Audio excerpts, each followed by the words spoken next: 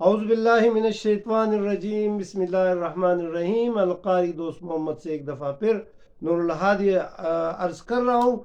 आज अलकारी दोस्त मोहम्मद साहब ने हज़रत सालेह अलैहिस्सलाम का वाक़या सुनाया पश्तो में, उसका उर्दू में मैं तर्जुमा करने जा रहा हूँ। उम्मीद है कि आप लोग इस चैनल के साथ मुंसलिक हैं और इसको आप लोगों ने सब्सक्राइब भी किया होगा और आप लोगों ने इसको शेयर भी किया होगा। हज़रत सालेह अलैहिस्सलाम एक मशहूर पैगम्बर हैं और कुरान शरीफ में 20 मकामात पर जो हैं हज़रत सालेह अलैहिस्सलाम और उसके कौम यानी कौम समूद का जिक्र आया है। हज़रत सालेह अलैहिस्सलाम मशहूर पैगम्बर हैं और अल्लाह ताला ने कौम समूद के लिए की हिदायत के लिए हज़रत सालेह अलैहिस्सलाम तकरीबन 100 साल बाद हज़रत हूद अलैहिस्सलाम के बाद तशरीफ़ लाए थे।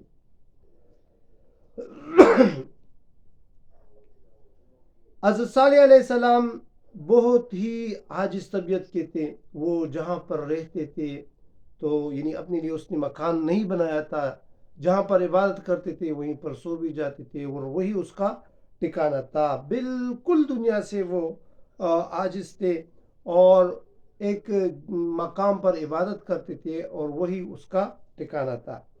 कौम समूद जो थे वो मदीना के शुमाल से मकाम हिजर, ये वादी कुरा जो इसको वादी कुरा में मकाम हिजर हैं, वहाँ पर ये कौम आबाद थी और इसकी 1700 बस्तियाँ थी। यानी ये बहुत ही बड़ी कौम थी और ये कौम जो थी ये इंतहाई अय्याश थी और ये अपने ऐश व इशरत पर ज़्यादातर अपना पैसा लगाते थे। अपने लिए बेहतरीन मकामात और बेहतरीन महलात जो थे वो बनाते थे। इसके आसार अब भी मौजूद हैं। तो ये लोग क्या करते थे कि अपनी सारी दौलत जो थे वो महलात और अपने ऐश व अय्याशी पर लगाते और सारी दौलत इसी पर खर्च करते और ये लोग बुतों की पूजा करते थे। जब हज़रत सालेह अलैहिस्सलाम ने इस कौम को दावत दी हिदायत देने के लिए तो ये लोग भी हज़रत सालेह अलैहिस्सलाम का मजाक उड़ाने लगे। हज़रत सालेह अलैहिस्सलाम ने इनसे पूछा कि आप लोग इन बुतों की इबादत क्यों करते हैं? अगर ये बुत आपको कुछ दे सकते हैं तो चलो कुछ मांग के दिखाओ इससे कि ये कुछ आप इससे कुछ मांगे कि आपको कुछ देते हैं। तो उन कौम के सरदारों ने क्या किया, उन बुतों के सामने बहुत आजिज़ी की और दरख्वास्तें की कि ये मुझे कुछ दे दे, लेकिन उसको कुछ भी ना दिया। फिर इस कौम ने हज़रत सालेह अलैहिस्सलाम से मुतालबा किया कि क्या आप अपने रब से यानी कुछ मांग सकते हैं, कोई मौजज़ा दिखा सकते हैं? तो इस कौम के सरदारों में से एक सरदार ने उसको कहा कि आप, जिसका नाम जंदा बिन उमरू था, वो एक सरदार था, तो इसने मुतालबा किया कि आप इस सामने पहाड़ी जहाँ पर एक पत्थर भी है उससे आप एक हामला ऊँटनी जो है वो निकाल के हमें बता दे और तो हम आपके मौज़े पर यकीन कर लेंगे, आप पर ईमान ले आएंगे। तो हज़रत सालेह अलैहिस्सलाम ने क्या किया कि अल्लाह के दरबार में, अल्लाह के बारगाह में 2 रकात नफल शुरू की और अल्लाह ताला से दुआ की कि इस कौम समूद को हिदायत देने के लिए या अल्लाह आप अपने कुदरत का करिश्मा इनको दिखा दीजिए, मौजज़ा दिखा दीजिए। जैसे ही हज़रत सालेह अलैहिस्सलाम ने दुआ की तो सामने पहाड़ में एक पत्थर था, उस पत्थर से एक हामला ऊँटनी जो है वो नमूदार हुई और उसी ऊँटनी ने उस कौम के सामने बच्चे को जन्म दिया। ये ऊँटनी बहुत ही हसीन और जमील थी और अजीब किस्म की थी क्योंकि इस तरह की ऊँटनी इस दुनिया में नहीं थी। अच्छा, ये ऊँटनी जो है जिसामत के लिहाज से भी बहुत बड़ी थी। हज़रत मूसा अशअरी रज़ी अल्लाह अन्हु जो सहाबी थे वो फरमाते हैं कि मैंने अपने आंखों से इस ऊँटनी के निशानात देखे और जो कि तकरीबन 60 फीट 60 گز ہے، یعنی اتنی بڑی عجیب اونٹنی تھی. تو اس اونٹنی کا یہ کمال تھا کہ یہ جہاں پر بھی جاتی تو اس سے اور جانور ڈر جاتے. لیکن حضرت صالح علیہ السلام نے اس قوم کو خبردار کیا کہ آپ لوگوں نے معجزہ مانگا تھا تو آپ لوگوں نے اس اونٹنی کا بہت خیال رکھنا ہے اور اس کو تنگ نہیں کرنا. جب یہ اونٹنی چراگاہ پر جاتی تو اور جانور بھاگ جاتے. تو لوگوں نے حضرت صالح علیہ السلام سے شکایت کی کہ جب آپ کی اونٹنی آتی ہے تو ہمارے جانور بھاگ جاتے ہیں. تو حضرت صالح علیہ السلام نے اس کے ایام مقرر کیے. کس طرح کہ ایک دن جو ہے یہ معجزے والی اونٹنی جو ہے یہ چراگاہ میں آئے گی اور یہاں پر پانی بھی پیے گی اور سیر بھی ہوگی اور چراگاہ میں اپنا کھانا بھی کھائے گی، اور دوسرے دن آپ لوگوں کے جانور ہوں گے. یہ اونٹنی اسی طرح یعنی ایک دن آتی تو اس پر بھی لوگ ناخوش تھے کیونکہ سارا دن ان کے جانور گھروں میں ہوتے ہیں، اور یہ اس کی اپنی سزا تھی کیونکہ ان لوگوں نے خود معجزہ مانگا تھا. تو ان لوگوں نے کیا کیا، اس سے بھی یہ تنگ آئے تو ان لوگوں نے اس اونٹنی کو قتل کرنے کا منصوبہ بنایا کہ کیوں نہ ہم اس کو قتل کریں. تو حضرت صالح علیہ السلام کے دور میں ایک خاتون جس کا نام عشیرہ تھی، روایات میں آتا ہے کہ وہ ایک بدکار خاتون تھی اور اس کے گھر میں 8 آدمی بھی تھے اور اس کے گھر میں شراب نوشی اور زناکاری بدکاری یہ کل عام ہوتی تھی. یہ عشیرہ پر ایک اس زمانے کا ایک نوجوان جس کا نام قدار تھا. عشیرہ کا ذکر اس لیے آیا ہے کہ عشیرہ کے اپنے بھی بہت زیادہ جانور تھے، وہ بھی اس اونٹنی سے کافی تنگ تھی. تو قدار نامی ایک نوجوان اس پر عاشق ہو گیا.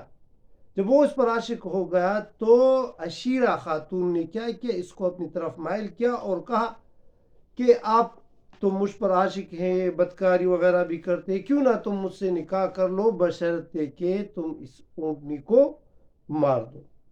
ایک دوسرا دوست بھی، ایک دوسرا بندہ بھی اس کے ساتھ ملا اور اس نے بھی ایک اور دوسری عورت، اس نے اپنی بیٹی کا لالچ دیا کہ آپ میری بیٹی سے نکاح کر لو گے اگر آپ نے اس اونٹنی کو قتل کیا. یعنی 2 بندے اس اونٹنی کے قتل کے پیچھے چلے گئے اور یہ ایک گلی میں بیٹھ گئے جہاں سے یہ اونٹنی گزرتی تھی. عشیرہ کا ایک چچا زاد بھائی تھا جس کا نام مسعد بن سالف تھا. جیسے اونٹنی سامنے آئی اس نے تیر کے نشان سے اس کے پیشانی پر تیر مارا اور جو عشیرہ کے 8 بندے تھے اس نے اونٹنی کو گھیرا، لیکن اونٹنی اتنی مضبوط تھی کہ اس نے ان 8 لوگوں کو اپنے پاس نہ آنے دیا. پھر کیا ہوا، جو قدار ملعون تھا اس نے پیچھے سے آ کر تلوار نکال کر اس اونٹنی کی کونچوں کو مارا. یعنی اس کو جیسے اس کی کونچوں کو مارا تو وہ اونٹنی زمین پر آ گری اور یوں ان لوگوں نے اس اونٹنی کو قتل کیا. بعد میں تمام شہر کے لوگ آ گئے اور اس اونٹنی کی گوشت کو تقسیم کیا. اسی اثناء اونٹنی کا جو بچہ تھا وہ آیا، جس نے اپنی ماں کی یہ حالت دیکھی تو وہ ڈر کے واپس اسی پہاڑ پر چلے گئی. جیسے حضرت صالح علیہ السلام کو پتہ چلا تو حضرت صالح علیہ السلام بہت غم زدہ ہوئے اور لوگوں کو خبردار کیا کہ آپ لوگوں نے عذاب الہی کو دعوت دی ہے. پھر بھی اس نے اس کے لیے دعا کی کہ ہاں آپ اب بھی بچ سکتے ہو اگر آپ جا کے اس بچے کو واپس لے آؤ شہر میں. لیکن لوگوں نے کیا کیا، لوگوں نے اس کا نہ مانا بلکہ الٹا حضرت صالح علیہ السلام کا قتل کا منصوبہ بنایا. حضرت صالح علیہ السلام کے دور میں 9 بڑے بدماش تھے. ان سرداروں نے کیا کیا، ان 9 بدماش سرداروں نے حضرت صالح علیہ السلام کے قتل کا منصوبہ بنایا اور حضرت صالح علیہ السلام کے قتل کے لیے نکلے، جس کے نام کچھ یوں آتے کہ را، حرم، حریم، داب، ثواب، مستہ، قدار. اور یہ وہ اشخاص تھے، یہ وہ نام تھے جو حضرت صالح علیہ السلام کے قتل کے لیے نکلے. لیکن چونکہ ان لوگوں نے عذاب الہی کو دعوت دی تھی، حضرت صالح علیہ السلام نے ان کو خبردار کیا تھا کہ 3 دنوں میں آپ پر عذاب آئے گا۔ پہلے دن جو ہے آپ کے منہ زرد ہو جائیں گے، زرد، دوسرے دن سرخ ہو جائیں گے، اور تیسرے دن سیاہ ہو جائیں گے۔ لیکن جیسے یہ 9 سردار راستے میں جا رہے تھے تو ایک فرشتہ اس نے بڑے چٹانوں سے ان لوگوں کو اس طرح قتل کیا کہ اس کے دماغ فاش فاش ہو گئے۔ نکلے تھے حضرت صالح علیہ السلام کے قتل کے لیے، لیکن خود جو ہیں وہ عذاب الہی کا شکار ہو گئے۔ اچھا، روایت میں آتا ہے کہ حضرت صالح علیہ السلام کی جو اونٹنی تھی وہ جمعرات کے دن قتل کی گئی تھی۔ جب جمعرات کے دن لوگ بیدار ہوئے، بدھ کے دن اس کو قتل کیا گیا تھا، جب جمعرات کے دن یہ لوگ بیدار ہوئے تھے ان کے منہ جو ہیں وہ زرد ہو گئے تھے، اور پھر دوسرے دن ان کے منہ جو ہیں وہ سرخ ہو گئے، اور تیسرے دن جب اس کی ہلاکت کا وقت آیا تو ان کے منہ جو ہیں وہ کالے ہو گئے۔ تو قوم سمود کے ہر آدمی کی حالت ایسی تھی کہ تمام کے تمام یہ لوگ جو ہیں یہ ہلاک ہو گئے۔ اس پر ایک کڑک دار بجلی اور زلزلے سے ان لوگوں کو جو ہیں وہ کیا کیا، اس لوگوں کو اللہ تعالیٰ نے ہلاک کیا۔ حضرت صالح علیہ السلام کے قوم پر جب عذاب آیا تو اس کے بعد حضرت صالح علیہ السلام مکہ مکرمہ تشریف لے آئے، اور حضرت صالح علیہ السلام کی قبر بھی وہ مکہ مکرمہ میں ہیں، یعنی وہ حضرت آپ علیہ السلام کی قبر مبارک کعبہ کی عربی جانب حرم شریف کے ساتھ اس کا مقبرہ ہے۔ یعنی اس قوم پر جب عذاب آیا تو حضرت صالح علیہ السلام نے ہجرت کی مکہ مکرمہ، اور وہیں پر آپ علیہ السلام کا انتقال ہو گیا۔ یہ قوم سمود جو تھی، جس طرح قوم عاد مضبوط تھی، یہ لوگ بھی اپنے آپ پر جو ہیں وہ اپنے آپ کو عیاشی میں رکھتے، بدکاریوں میں رکھتے، اور اپنے لیے محلات بناتے، بتوں کی پوجا کرتے، لیکن یہ ہدایت یافتہ نہ ہوئے۔ اللہ تعالیٰ نے اس پر عذاب لایا، چونکہ ان لوگوں نے اللہ تعالیٰ کے معجزے کو ٹکرایا تھا۔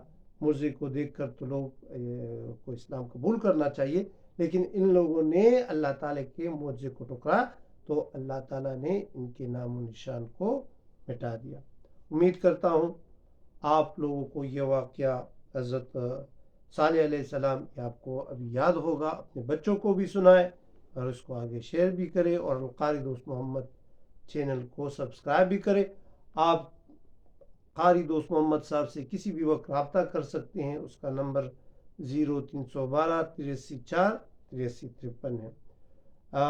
اللہ آپ سب لوگوں کو خوش رکھے، اللہ آپ کی ایمان کو سلامت رکھے، آپ کو دین و دنیا کی کامیابی عطا فرمائے۔ شکریہ، السلام۔